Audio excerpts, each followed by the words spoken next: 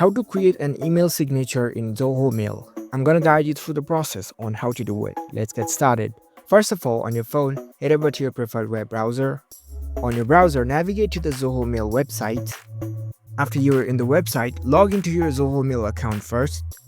Once you are logged in, you will see this kind of web interface.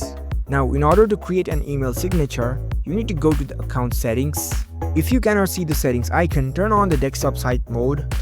After that, over here in the top right corner, you can see the settings icon, tap on it. Now scroll down, and here you can see the signature option, tap on it. After that, it will open up this signature page. From here, you can easily create an email signature for your Zoho Mail. You can provide the signature name. Right below that, you can create a signature for yourself. You can adjust the signature position as per the given options.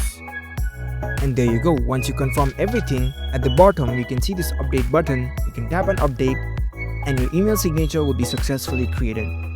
So that's it. That's how we can easily create an email signature in Zoho Mail account.